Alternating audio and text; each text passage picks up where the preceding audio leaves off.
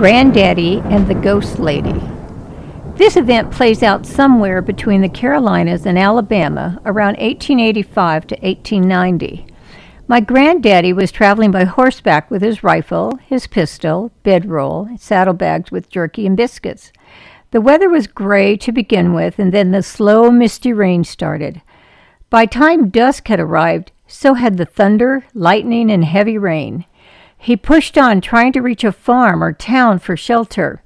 In the flash of lightning, he saw a building in the distance. As he neared it, he realized it was a small community church. As was the custom of the day, the doors were left unlocked. He brought his horse upon the porch out of the rain and went inside to rest on the back pew. As he got settled in, he pulled his hat over his eyes and began to doze off. Suddenly, he heard a rustling sound in the front of the church and tilted his hat back. With the next flash of lightning, he saw something at the front of the church. The lightning flashed again, and he noticed someone or something coming up the center aisle. When the lightning flashed again, he saw it was standing at the end of the pew. He jumped the back of the pew and made a run for the door. He bolted through the door, jumped onto his horse, dug in his spurs, and the horse and rider leaped into the storm. At the same time, Granddaddy felt claws digging into his neck and chest.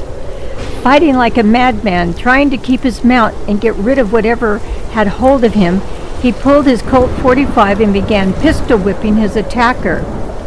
He knocked it off and in a flash of lightning turned around to see a totally naked woman in her mid to late 40s lying in the middle of the road with matted hair and dirty long fingernails. He stuck around until daylight and inquired in the nearest town about the woman. The information he got was very sad. She was at one time the church organist, and her husband had been killed in the Civil War. She had lost her mind and retreated to the only peaceful sanctuary she had known before the war, the old church. She would go there nightly and play the organ.